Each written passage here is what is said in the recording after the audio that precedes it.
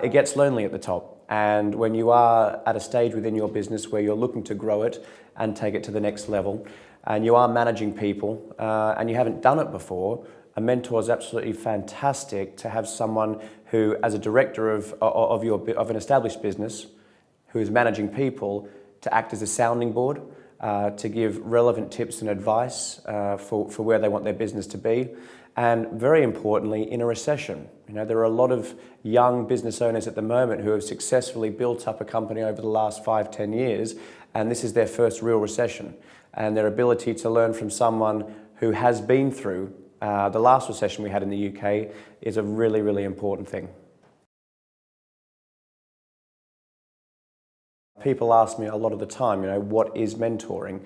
And in a nutshell, there are 4 points to what mentoring is all about. The first is experience, learning from someone who has a lot more experience from you than you do have already in your business.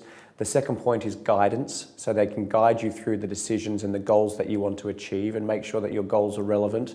Thirdly is contacts, so having someone open doors for you, either through partners or, more importantly, customers' doors is a big factor. But fourthly, and the final point, is accountability.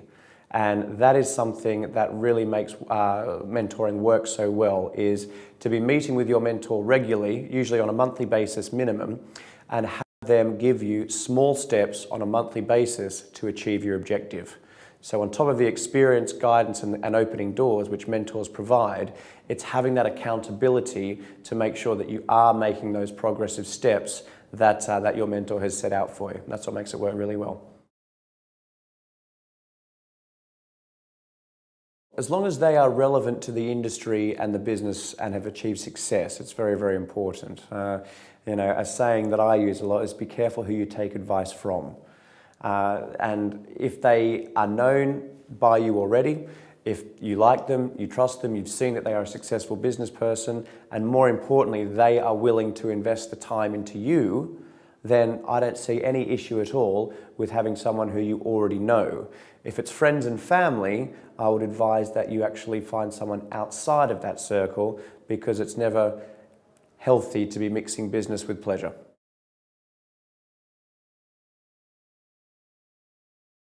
You need to like your mentor. It's very important that you obviously meet with them face to face first, establish making sure that personalities aren't clashing too badly, and making sure that they feel, from a mentee's point of view, that they feel that this mentor is committed and has the contacts and experience to help that mentee achieve the goals that they want. Once you're put in a room with them, obviously, and you're looking into the whites of each other's eyes, most business owners very, very swiftly know whether or not this is an individual who they feel they can work with, who they can get on with, and of course, as time goes on, that relationship will of course strengthen.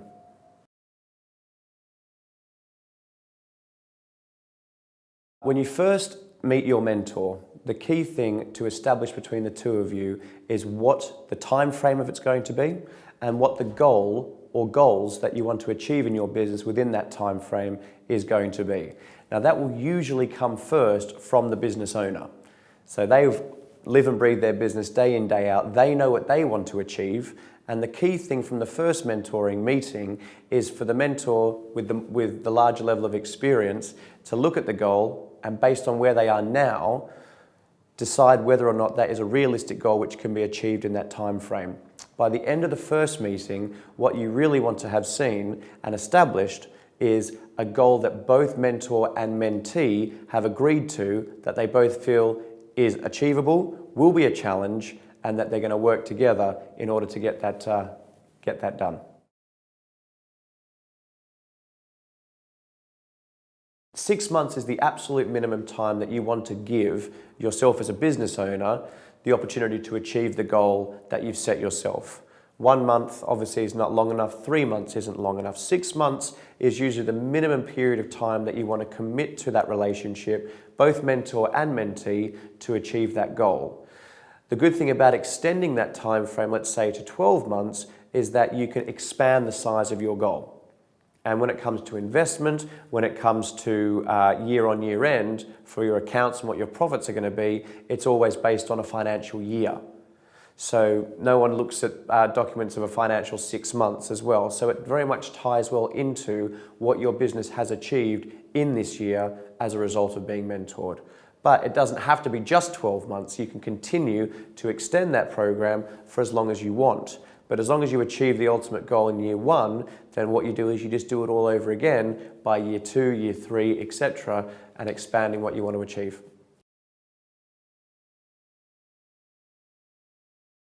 What's in it for the mentors is two things. The mentors, most of them they've sold their businesses. They are in a position where they want to give something back to entrepreneurship. They've got time, and their real criteria is to be working with people who respect what they've achieved and are willing to listen to it, and more importantly, act on the advice that's being given.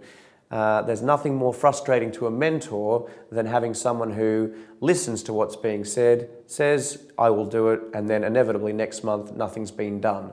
And as long as you build that and you establish what's in it for both parties from the word go, and you stick to that, then you're in for a very successful mentoring relationship.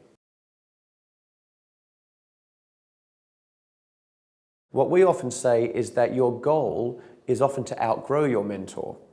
And that should be a challenge and a goal set within mentees' minds when they're looking to grow their business.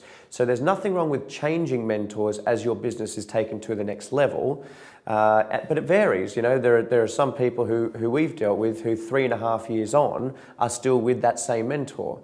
There have been people who have changed because they originally wanted a mentor to specifically help them on changing their marketing techniques. And once that was occurring and that goal had been achieved, they then moved on to mentors who could really help them close on those deals and basically improve sales.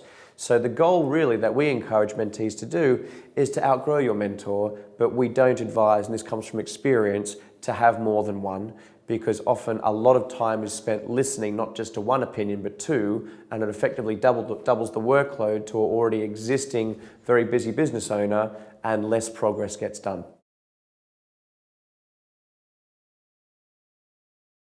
I think the warning signs really do come from, it's usually from the mentor concerned about the mentee.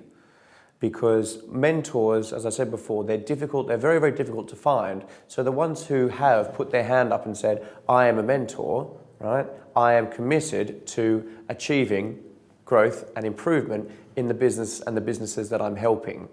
As I said earlier on, the biggest concern that mentors have and the biggest challenge that can be faced by mentors is to be giving tasks and objectives to mentees to achieve and them not achieving it, or not listening to the guidance and the advice that's been given to them, or cancelling meetings. So all of those really are warning signs that, is this business really serious about the goals in which they want to achieve?